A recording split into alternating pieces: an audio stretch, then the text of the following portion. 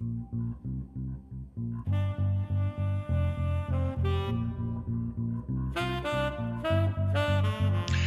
hey, I want your cray cray. Hey, hey, I want your AKA Jonescast. Hey, loyal listeners, and welcome once again to the AKA Jonescast. I'm your host, Charlie, the Professor Esser, and with me, as always, is my skinny rich friend. It's Mozz. That's the one. Hey, Mozz. Tonight's episode, Season 2, Episode 4, Jessica Jones, AKA God Help the Hobo. Between anger management classes and tabloid scandals, Jessica and Trish track down a third patient linked to IGH. Oscar extends an olive branch. Directed by Deborah Chow. Our writers are, of course, Brian Michael Bendis, who gets his Bendis all over everything, but actually created a great character here. Melissa Rosenberg gets our created by credit, and our written by credit this week goes to Jack Kennedy. Most likely not the president. No. So, Mozz, tonight's episode, we open up in anger management class, because as you will recall, Jessica has gotten in trouble with the law and had to go to that. And, there was one thing that I found very interesting about this, especially having just watched The Punisher. Right. Is we have our Afghan vet here. And it got me wondering, were there any women in the support group that we saw? I can't say for sure, but I don't think so. Yeah. What I thought was interesting, it took Frank an entire season to be able to get up and say something. Jessica got up there on her first day, so I commend her for that. Well, yeah, also remember it's court ordered. Right. And it was interesting in its start because, there is a real question about the value of this type of group therapy, whether or not people are whether or not they're really working through their problems or they're just giving themselves their justifications. And, our group leader who was beating on his wife, I was listening to that and I was waiting for the butt, and I don't think we ever got to the butt. No. And granted, everyone has had some rough goes, but then, of course, when it's Jessica's turn, we actually see that she does one-up them, with medical experimentations and entire family dead and all that kind of stuff. Right. And of course she breaks the stress ball,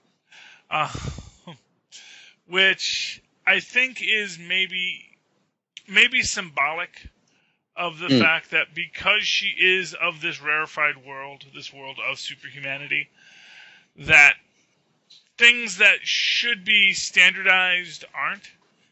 And, I think, things that will work for some people won't work for her.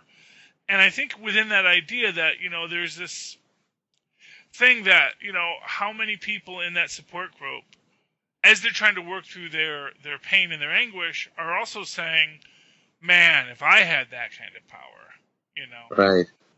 The basic call to villainy, or just to be that vigilante superhero, that if I could be the one in charge and if I could be the one to take care of business and handle the problems in my life, handle all those people on the internet who say bad things about me or don't think the way I do, and you realize in that moment that idea of how much restraint someone like Jessica Jones goes through every single day, not to literally murder people. Which, of course, comes back at the end of this episode, but we'll get to that in a minute. Tristan, don't give spoilers. Don't give spoilers. Okay. Sorry. Tristan's seen all the episodes, so he knows things. It's okay. Oh, boy. Well, yes, but Mozz hasn't seen Ahead yet, so... Yes, I don't know if Mozz heard or not, but... Spoilers. Yes. It's okay. Tristan really liked Jessica Jones while we were watching it together. It's one of those Netflix shows we watch a lot, so it's really good. But anyway, but you're going to see this idea played out here that, yes, Jessica Jones has the power to really mess up her enemies. But that power has its limitations. And more to the point, its biggest limitation is herself. The fact that she doesn't want to use her powers for that purpose. She doesn't want... Right, I mean... Yeah. She could have powers in a physical sense, but on an emotional level, she's just like everybody else. Mm-hmm.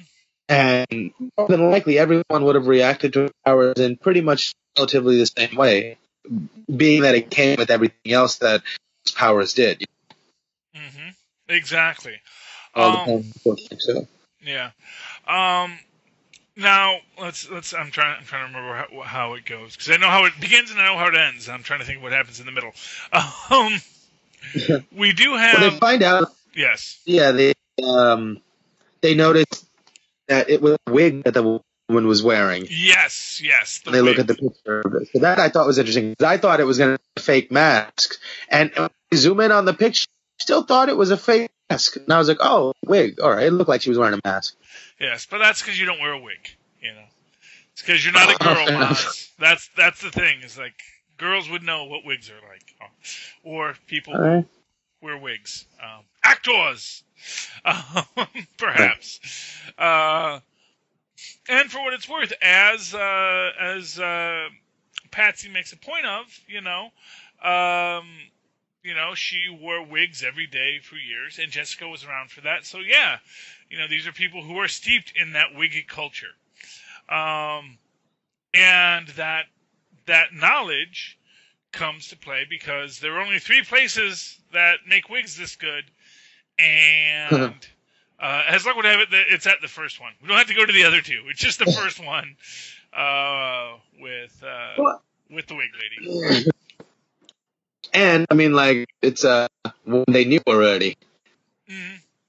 Yes, although that works out both in the positive and the negative, because of course Patsy once bit her.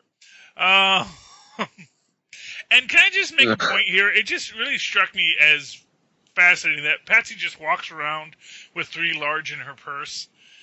Like, just, like, what are her impulse buys that she just needs $300 bills? That's a practical amount of money to have in your purse at all times. Right. I mean... I don't know. She's a celebrity.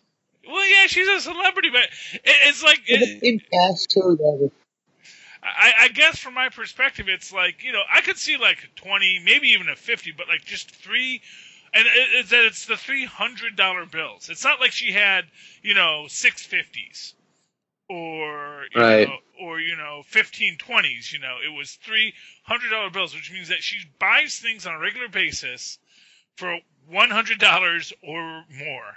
That getting the change from $100 bill is actually not just a pain in the butt,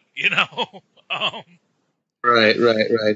Well, I mean, she used to be an addict, so I don't know if that says anything, but, Yeah, that could be it, too. Maybe it's like, no, man, 6 grams of Coke, it's, it's convenient this way. Just carry the $100 bills, Yeah.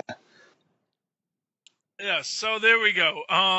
That explains all sorts of things. So, see, thank you for helping me through that, I also thought like, maybe she was planning that she might have to bribe people, but even then, don't you want to lowball them? Yeah. Let's start with like 50, 20, but I guess, if she's, and we don't know how often she's bit wet wig dealers, so she may have said, what, I better stop at the bank before we go. Yeah, because it sounds like she knew the kind of woman this lady was. Yes. And for what it's worth, when you are trying to bribe someone, a $100 bill is much more impressive than 520s. Yes, indeed. That is the truth of that. So maybe in her game theory, she was thinking she was actually going to be saving money by, rather than giving 520s or having to build up to 100 with the 20s, she could just give the 100 and everyone will go, oh yeah, great. But she winds up giving her all 3. Of course, we don't know how many more hundreds she had in there. She could have been walking around with a cool grand in her purse. We don't know. But they do find out that there is a woman that has been purchasing these things, that she's bald, probably from chemo. Makes the point that, drag queens and chemo patients are her primary customers nowadays, which, I guess makes sense. Yeah. So, debating how Trish could have spent her money better, because the strangeness of her having just three crisp $100 bills in her bag, whether or not she should have spent it using $20 bills and raised her up to whatever she was going to spend. I think it's worth noting how much it's fatigues someone's willpower to raise every time. So taking 520s to get to 100, she might have been like, okay, I've got enough out of this lady. And maybe she could have gotten away with just 100. So who knows? Yeah, well, yeah, it's an interesting question. But like you said, she was a drug addict, so perhaps she just walks around with this kind of cash in her pocket, Right. 2 for the drugs and 1 to use them. Exactly. There you go. But my favorite line in there was where she does give her the third 100, and she's like, "Do you have a name or anything?" He says, "My client's secrecy is, my client's confidentiality is very important to me."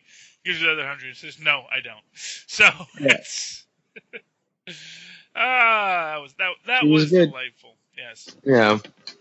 In other news, Mr. Chang is trying to woo Malcolm away from Jessica. Right. It's funny, for as much of a business-minded and much of a cold and calculated, cerebral person that he claims to be, he's completely being ruled by his ego and his emotions right here. Oh, yeah, he is. Well, you know what? What I will tell you is people who say they are controlled and, very rarely are nearly as controlled as they like to be. They're controlled because they feel they're in control. Right. But the minute that they no longer feel in control, that's when they start acting irrationally. And for what it's worth, there is a quality of this that as Jerry has surrendered herself to her inability to control the situation, she's acting much more rationally. Yeah, she's still looking for what's the crazy cures out on the internet. What are those ex-Hydra scientists doing in Germany right now? What can we find? No, but her research seemed to be looking for the, pardon the joke, but the final, cure. Well, yeah, that was an interesting question, is whether or not she was looking to just end it all, Right. When you talk about palliative care, but, it's an interesting question, and I'm not quite sure where it's at, but, I think she was looking for an assisted suicide drug. Yeah. You know what it is, and it's hard to tell because I can't tell what that drug was she was looking at. Yeah. And I did think that because of the way she did close out the screen. Yeah, and the way she was talking about her condition to the doctor. Mm-hmm. I thought they made it plenty clear that she was talking about taking her own life. Well, but that was my impression of it. Yeah. Yeah, I mean, what I'll say is I think that there's two lines to this. One is, what's the timeline on a cure, and then if there is no cure, what's the timeline on getting me out of this situation in as painless and as quick and painless as situation as it was. And that was, I thought, maybe kind of the point of the painlessness aspect of it when she's discussing it. Yeah. But then when she mentions the things they're trying in Europe, that to me implies experimental drugs. So I kind of get the feeling that she's like of two minds on this. Right. One side is, let's say, how do I get out of here? And the other side is saying, but what if there's still a chance? And not for nothing, this is a person who spends her days with a superhuman being So, it's not like there is not precedent in her worldview for superhumanity. Right. And for the possibility of an amazing cure-all for this illness she has.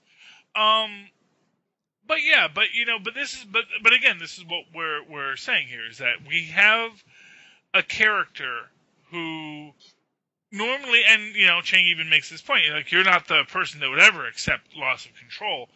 But of course, Right. what it is like, it's not that you accept loss of control, it's that you accept that there will be a loss of control. That it's not one, it's the other so much. Right. And I think in that way we do see the difference between Chang and Hogarth. And in its own way, with Chang and Jessica, that Jessica, as we've said, she is in this rarefied world where she has all of this.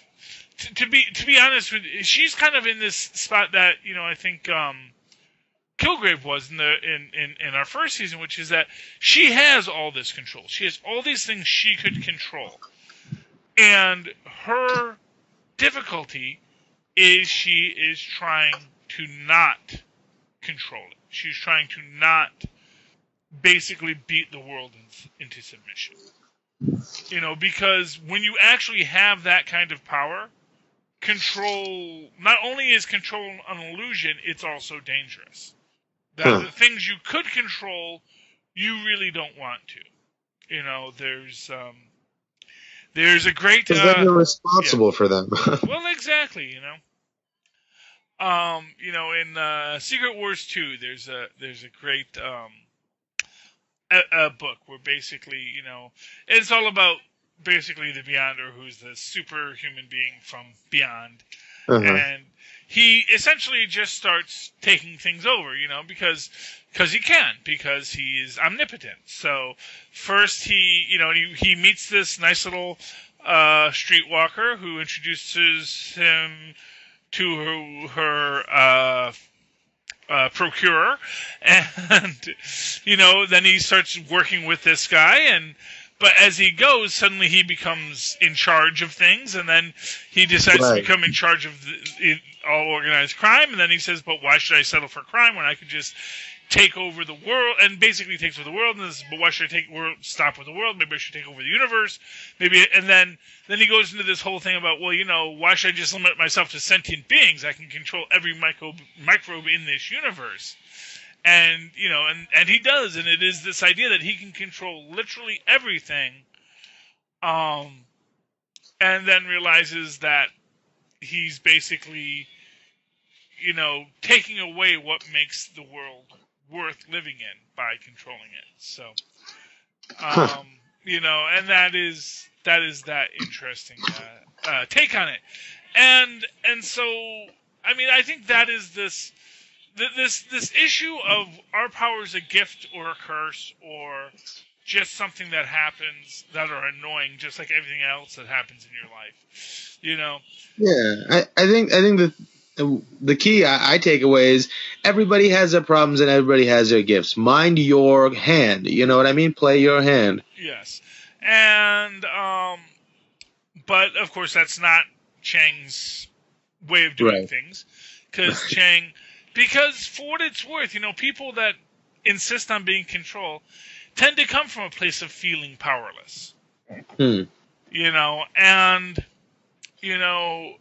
think that, and I think there's a great tie into this with the Punisher in that idea that, the Punisher, of course, he felt very powerless when his family was murdered.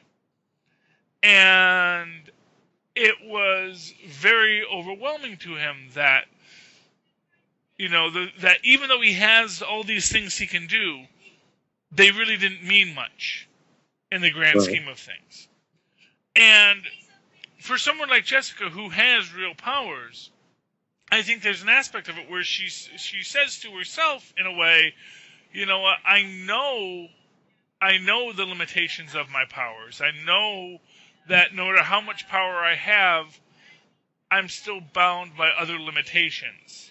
Hmm. And I know that the world binds me to certain limitations. And we see this again when we get to the end. But for a guy like Chang, who feels like he's powerful, but in truth, all of his power is based on the fact that, to put it simply, he worked hard and he controlled things and he got to a point, but that point only goes so far. And one of the plot lines we have in here is Chang sending one of his goons in to break into Jessica's office to steal all of her research. And again, when you speak about things that don't make much sense, right, it doesn't really make sense that Chang wants her research, because what is she, not for nothing, he knows what kind of clients she tends to get. He knows that she's, she chases cheaters and troublemakers, and he is a celebrity security officer. Yeah, he poached her client because he wanted to make this point that he didn't want the competition and yada, yada, yada. And not for nothing, it's not like he couldn't find a superpowered person if he really wanted to. Right. Nothing else. There's a guy up in Harlem who is a hero for hire. Right. Who probably would have been more than happy to get the check plus dental on a weekly basis, It's like, really, a check plus dental? Yeah, I have bulletproof teeth, so it doesn't help that much, but, I might have kids. And they could use the dental. And I think that is this point. Like, for him, it becomes this thing that someone said no to him, and he won't accept that, and that's... And he kind of roughed him up, so that's got to leave him a little bit feeling some sort of way, Mm-hmm. Well, yeah, but again, she didn't break anything. Well, yeah. And you're going to tell me this guy has never roughed up his competition? Right, but this was a girl, and she surprised him, and when somebody beats you that you didn't think could beat you, it's a different kind of pain you feel, Yeah, well, he does not have the Iron Fist, unfortunately. Right. His Kung Fu is not the best.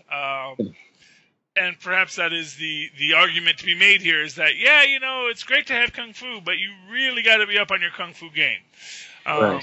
Because as we've seen, people who are great at Kung Fu can beat Jessica up just fine. We saw that in Defenders, that being great at Kung Fu is really useful, because that is your standard rule of comic books, that Kung Fu and hypnosis are the two best superpowers, and they're the two superpowers that any schmuck can have. Right. You just have and no matter how strong you are, I can just use your force against you. Exactly. Just ask Howard the Duck, master of Quack Fu.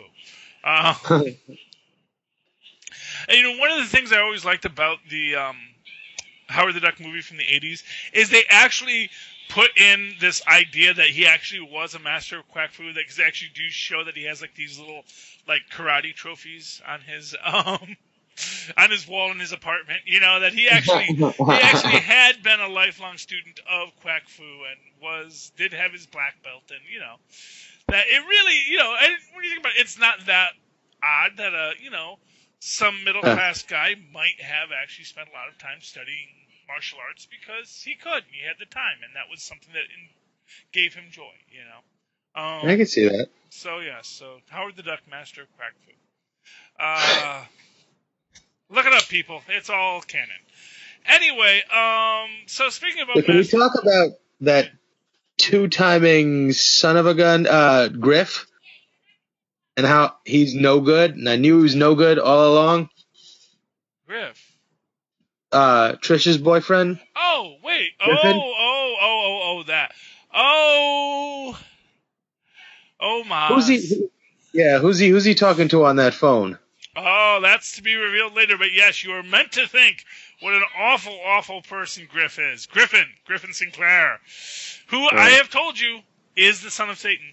And nothing anyone will tell me until season 3 comes out will make me think that Griffin Sinclair is not the son of Satan. Does he know he's the son of Satan? Well, maybe not yet, or maybe he does, and that's why he hides a lot of who he is and where he's been and things about himself. But yeah, I mean, that is a very damning phone call, to be sure. Now, what exactly he's talking to, who he's talking to, and what he's talking about will be revealed later. And I think it's interesting is, does it suggest that he is, because, I mean, there's lots of ways that you could take that phone call. One is that he does have someone on the side. I was thinking someone is using him to spy on her. Mm-hmm. Yes, absolutely. That's what I think. Yeah, and I think that there is that you were meant to see that. Mm. What it actually reveals to me is something far different, and not without its own problems.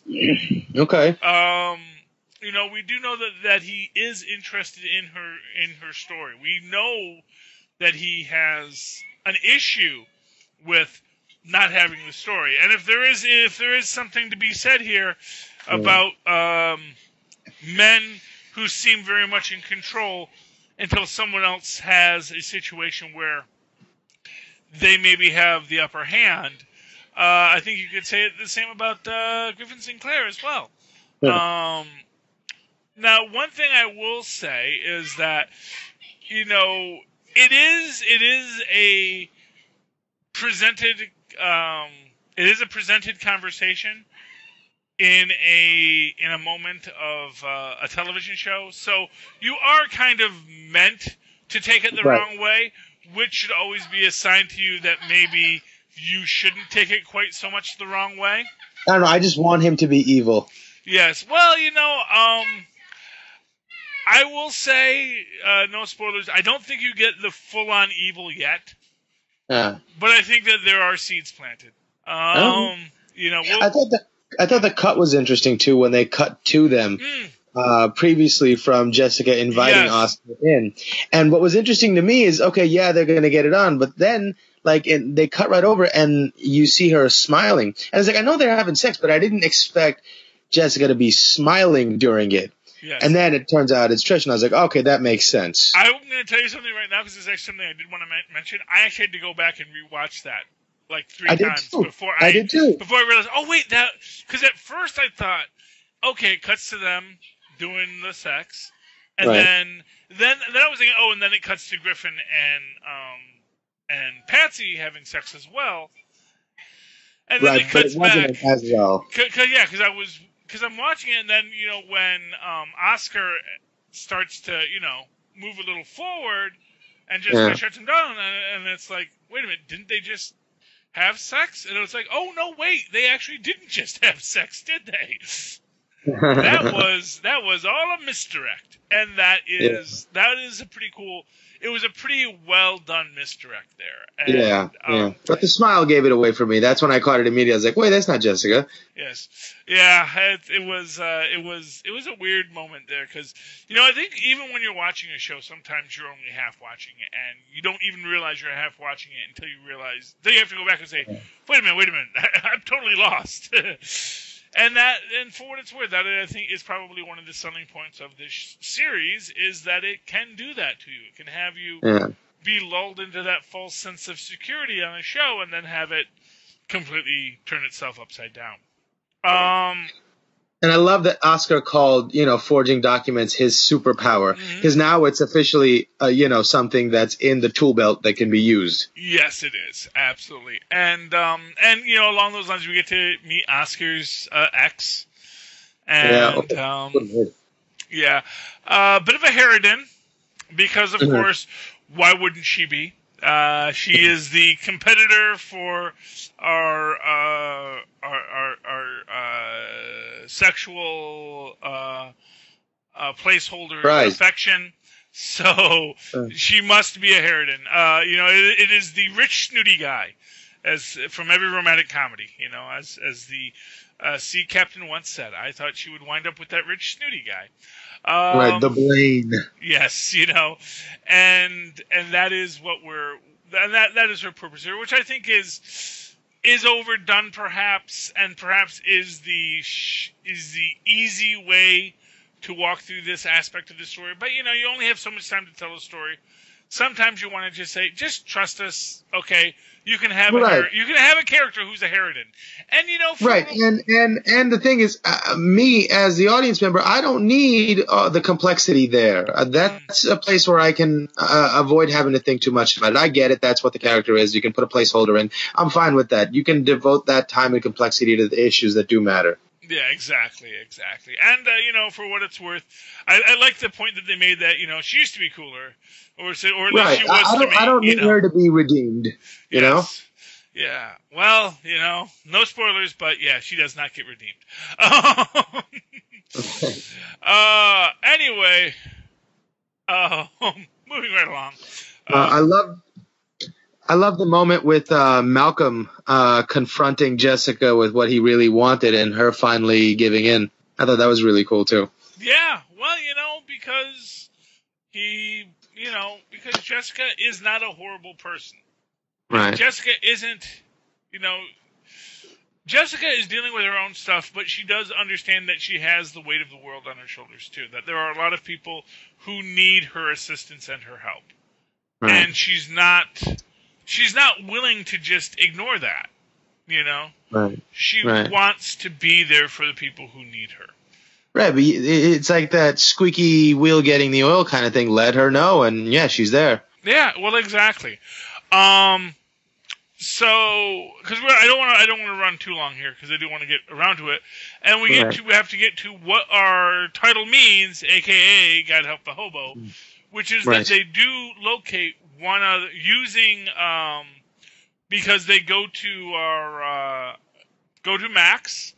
And basically get her started to walk off the set because basically, what's interesting in this is I don't know if the starlet or star had been having sex with Max or was simply contemplating having sex with Max. But regardless, she certainly came to the realization that Max was not someone she wanted in her life. Right. Because I can imagine her being in a very Patsy Walker situation where she was going the distance but thought he loved her and then realized that was not the case. Yeah, I think it's enough. It's dark enough of an area that it's another one of those things where you can put a placeholder plot device in there, and I'll just go along with it because I don't care to explore that any further. Then they have, it's good for the grittiness and whatnot, but it's there. I know what it is. Let's move on, So it afforded us that. I appreciated that. Yeah, and it got us to where we're going, where we found out there was one other person whose medical bills were paid by Industrial Garment and Hosiery. I still don't know what an industrial garment is, though. But we're going to go along with it. I know what a foundation garment is, but foundation does not necessarily mean industrial. So, because the foundation garments and hosiery, if it was FGI, that would make sense to me, but industrial garments and hosiery, that was a little weird. But that they paid for this other person, whom they assume is our secret killer. Right. And they notice that she's homeless, that she's got all these charges for vagrancy. And, they make this phrase, do you think she's homeless? Says, well, maybe she is. And, as they say, God help the hobo. When they do find her, she's locked herself in an abandoned bank. Very Escape from New York, if you ask me. Yeah, I always loved Escape from New York. One of my favorite films. Kurt Russell before he was Ego. And so when she's describing, the moment that changed her life and turned her into a hobo, is she describing when Jessica was escaping, or is she really describing the monster? She is describing the monster, although... Okay, so Jessica just takes it sort of like she's comparing herself to this monster because she has been this whole time. Well, yes, but it is actually... What it is the monster. The woman we see, she doesn't look like a hamburger-faced monster. Right.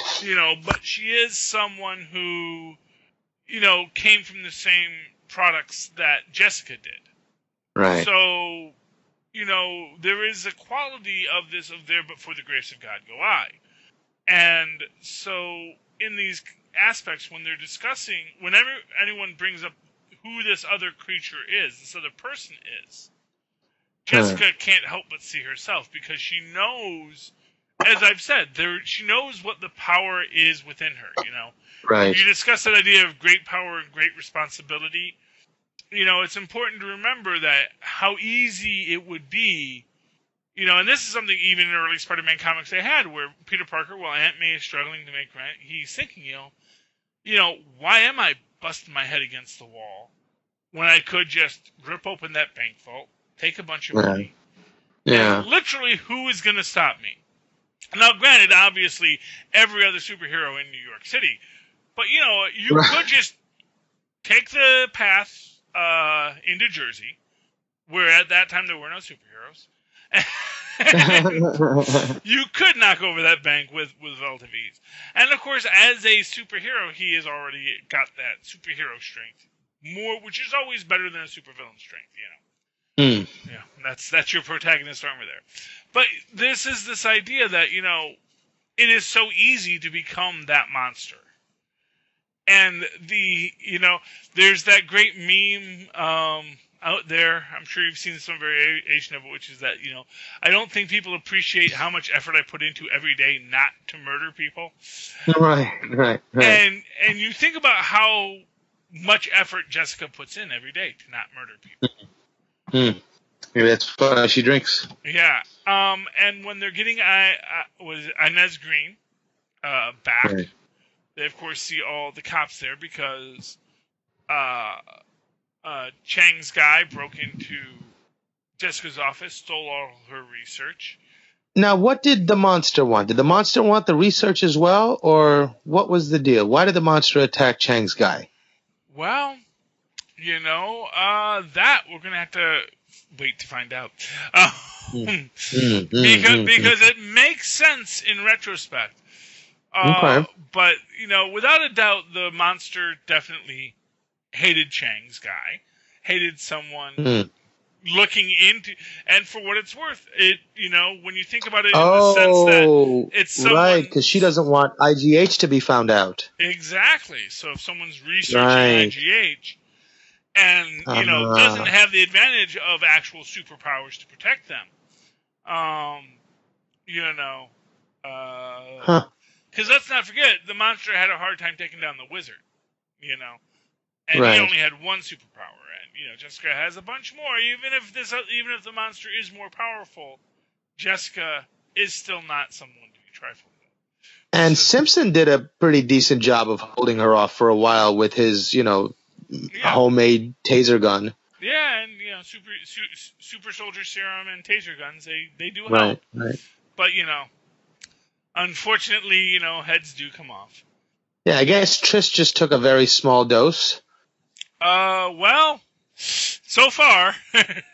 Yeah, because it just seems like all it got her was like, a little bit more excitable, Yeah, well, well, we didn't get to see her use it, I mean, that's the thing. It's like she got hopped up, but then she didn't get to punch anything. She got to tase someone. I guess, yeah. But, and then we see her kind of like in her huffing and puffing and like, she wants to hit something. Right, with this newfound strength he has. But she also doesn't want to let Jess know that she just popped the puffer. Right, It's a situation where she was all ready to Hellcat it up, as it were. And suddenly she kind of, that option ended real quick. So, because Inez is not the monster, and that level of taser was really way more than a person should be getting. They're lucky she didn't die. Right. But she did live, and they do take her out, and, Jess gets arrested for the murder of of Chang's guy, because according to Chang, who was listening to it happen, it sounded like a superhuman killed his guy, and that's a very, very easy step to take and say, hey, it's probably Jess. Yeah, although, let's be honest here, what does it sound like when a superhuman kills your guy, as opposed to just some guy who's good at killing people kills your guy? You know, that it was someone that, you know, the guy was afraid of, because he kicked his butt real easy. Honestly, it could have just, you know, could have just been a kung fu master. Could have been White Tiger. Or Hispanic kung fu master. Still waiting for White Tiger to show up in the Netflix-averse. You know, I get the feeling eventually that it seems like too easy a character to not bring up. But I know White Tiger's going to show up eventually. So fingers crossed. Sounds like a cool character. Yeah, White Tiger, he was actually the first. Well, maybe not the first. Definitely an early Hispanic American character. Of a superhero. And what he was at first I actually thought that Oscar was White Tiger, but I actually had to go back and look up what the original White Tiger's name was. It wasn't Oscar Achoyo, so or Royo. It was something else, but I was because they actually look similar to how he looks in the way they drew the character, and the character was basically, you know, he was this Latino gentleman who gets the Jade Panther claws, which has the totem of the White Tiger. And when he puts it on, he becomes the ultimate kung fu master of White Tiger-style kung fu. And then he uses his powers to beat up people. As you do. But, yeah, so it is a little... it's a little prejudice on Chang's part to say it sounded like a superhuman attacked him. Because, like I said, that's not going to sound any different than anyone else attacking him. You know? No, but you heard, like, you know, metal bending, and you heard, like, his body being thrown around, you know? The scuffle sounded bigger than it would have been if a normal person was beating you up. You'd hear, like, a couple of thuds for punches. Maybe the body would drop once or, you know, a light scuffle. But metal bending and bodies being tossed around, that it definitely sounded like a super beating. Okay, so I guess you can make that argument. Yeah, because I remember in that moment thinking, oh, he's definitely going to think it was Jess. Yes, and that is what everyone thinks, even though she has a solid alibi. Yeah. She doesn't want anyone to find out about Inez, so she takes the collar and just tells them it wasn't her. And fair enough, you know, we're going to have to see how that ends out next week. Yeah. Mozz, any final thoughts on tonight's episode? No, I think it was kind of a slower episode, but they're building towards, you know, I guess the next bit of problems they're going to have to work out in the next couple of episodes. So yeah, well, we're going to get to some level of acceleration. Mysteries will be revealed, problems will be solved, and new problems will arise on them. In next episode, the octopus. Mozz, how can people find you? They can reach out to me via email or on Facebook. You can find me at mozzmanzor@gmail.com. That's MOZZMANZOOR. And, of course, you can always write to me that old-fashioned email way, the way our Mozz and Paz once did, at superconnectivityblog@gmail.com. That's superconnectivityblog, all one word, @gmail.com. And, of course, follow me on the Twitters. It's a live tweet. Well, I used to live tweet Agents Shield, but it'll be back sometime next year. Gotham and other things that'll come back someday at Charlie Esser. That's CharlieEssser. Look for the two E's right there in the middle for the quality. Oh, my friends, our cray-cray is at an end. We really have enjoyed being your friends. Join us next week for another episode of the AKA Jonescast. Good night.